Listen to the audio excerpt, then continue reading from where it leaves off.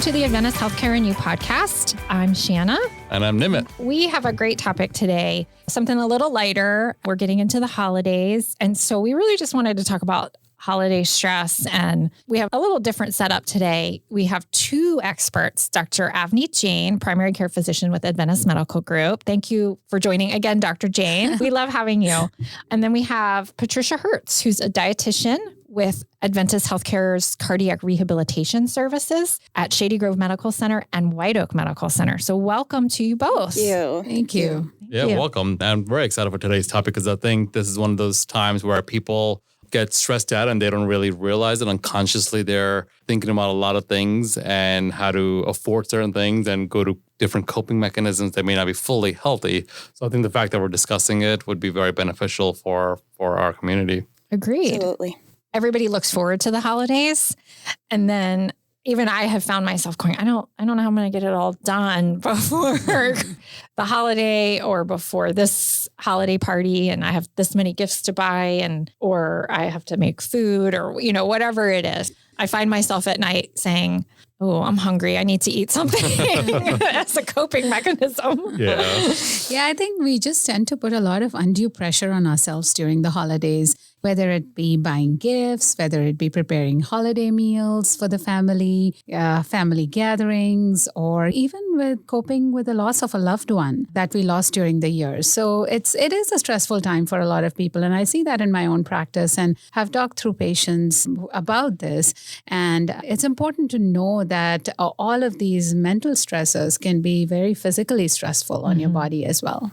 I also find that it's hard during this time when someone might be thinking about and trying to eat healthy, and we're now in a time where there's a lot of like really yummy food and lots of goodies and this like huge spread, and they're stressing on how they might be keeping their healthy habits without overdoing it and still be able to enjoy some of those delicious treats that are around without bombing on their diet. Yeah. Or even they take this time to say, it's the holidays. I get to do what I want and eat whatever I want. And I think everybody should allow themselves a little leeway, but in moderation, just with some understanding of there might be some healthier options too. Yeah, I agree. And you just said it, in moderation. It's the key to everything. I mean, holidays come once a year. You're with family, you're with your loved ones. You want to enjoy those treats. That's the advice I give to my patients, that as long as you can get your healthy exercise in, your walk in, and eat everything in moderation, then you should be okay.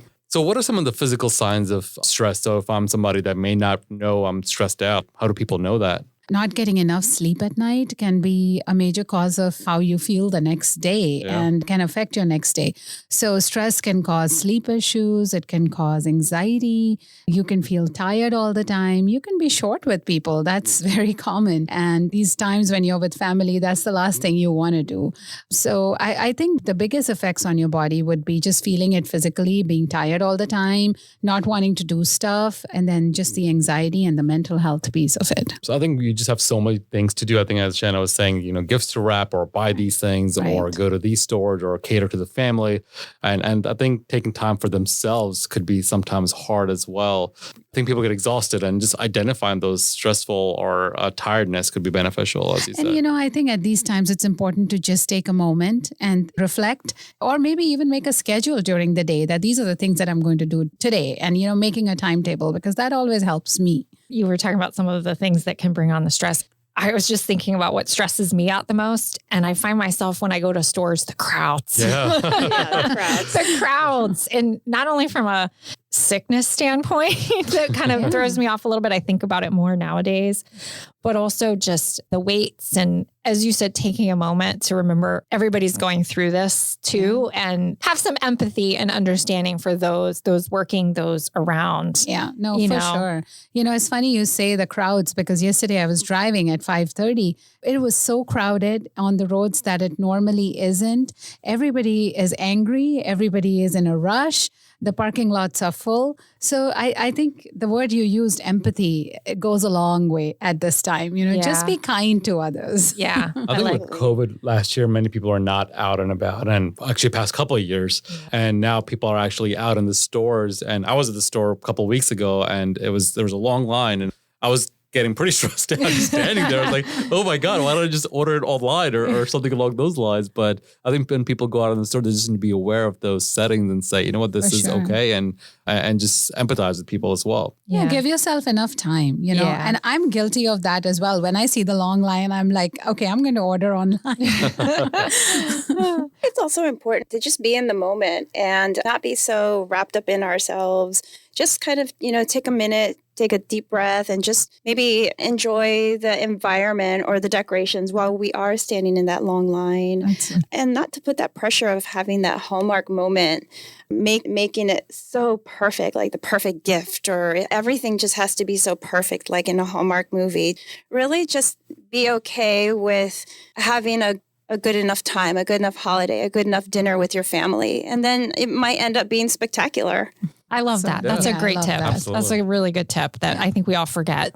I'll relate a moment. I love Christmas movies and I always try to watch a few of them every year. And my son's getting older and I said, CJ, we're going to watch a Christmas movie every night. And he's like, Mommy, really? And I'm like, yes. And the other night he's like, I don't want to watch this one. And I'm like, no, we're going to sit here and we're going to watch it. And I caught myself. And you're going to enjoy it. Yes, right. That's what I said. I'm like, okay, hold on. Reset. I had to remind myself that, hold on. That's not what this is about.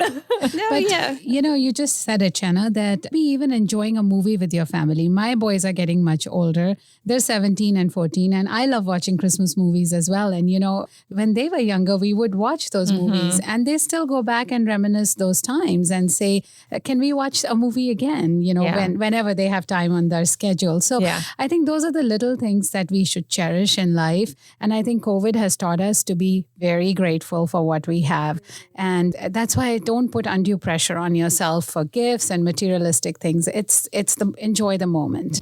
Patricia, one of the ways that some of us cope around the holidays and just coping with stress is eating, unhealthy eating or overeating or just overindulging. I'm guilty of it.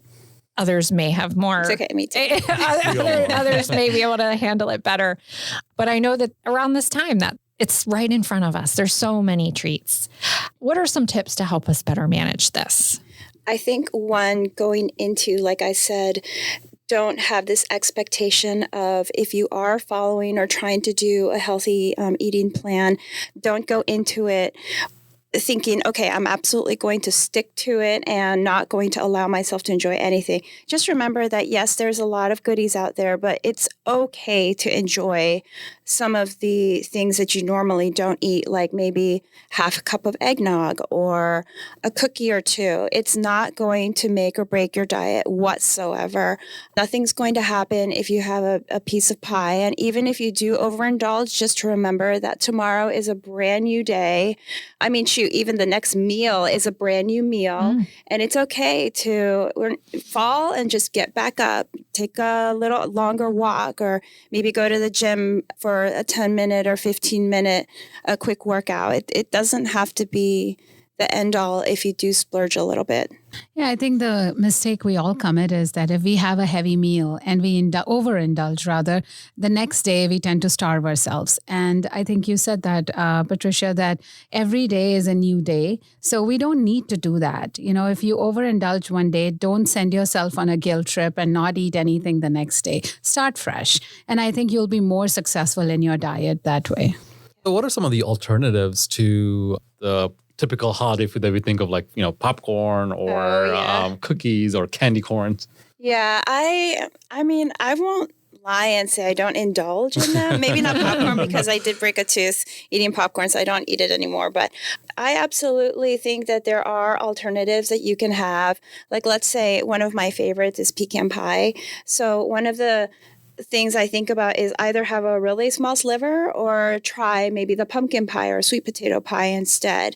One of the things I really love to do is bake apples. I cut the apples in half and then put some warm spices on it and then bake it in the oven. It's really, really nice. And for me, it satisfies my apple pie craving. Sounds delicious. I'm hungry just thinking about it. That does. I never thought about just kind of baking them on their own to make a sweet They're sort really of treat. nice with like cinnamon, even clove, anything like nutmeg. Just like those warm aromatics. It's really nice on top of food. You get that comforting, warm feeling. I'm getting goosebumps just thinking about it. Yeah, I don't have to make the sour cream apple pie that I have a recipe for that is sitting on my dining room table. You don't even have to have an alternative. You can have just one cookie instead of a tremendous amount, or you can try substituting perhaps something for the butter. One time I made chocolate chip cookies. Believe it or not, I substituted black beans for butter, and my kids still loved the cookies. Yeah, they still did have the chocolate chips, but I put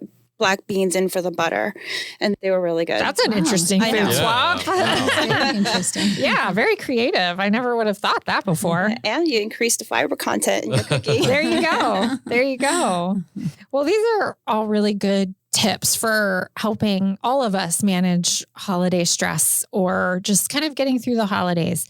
Do you guys have any tips to go into the new year that we want to share with our listeners? Either holiday stress reduction techniques or just moving into the new year, setting goals. There's the whole thing about setting New Year's goals and things like that. What tips do we have just to go into 2023 healthy? So I think moderation is the key. And whatever you do, if you eat, if you diet, if you exercise, I would say moderation is everything. Get your 7 to 8 hours of sleep at night, because that definitely affects your physical well-being as well. And I think the past 2 or 3 years with COVID and the pandemic has made us realize that mental health is as important as physical health. So it's very important to focus on your mental health, whether you do that with exercise, meditation, or whatever works for you. So those would be my tips for the holiday season and also going into the new year. One of the things I would add, and I think that's great, Dr. Jane, too, absolutely make time for exercise, because it not only helps your physical, but also emotional health. I know myself, when I haven't done any bit of exercise, I start to feel my depression come up or anxiety.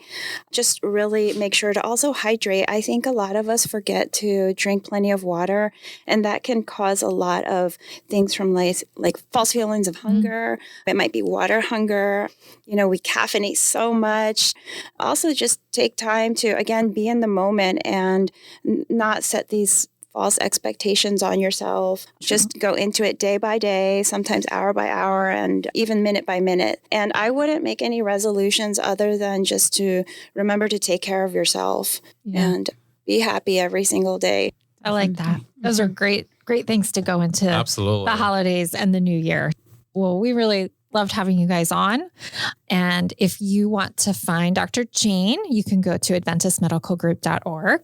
And if you want to learn more about cardiac rehabilitation and our services, you can go to AdventistHealthcare.com. And thank you all for being here. Thanks for having us. Thank you so much. Happy holidays. Wonderful. Yeah, I wish everybody happy holidays and be well.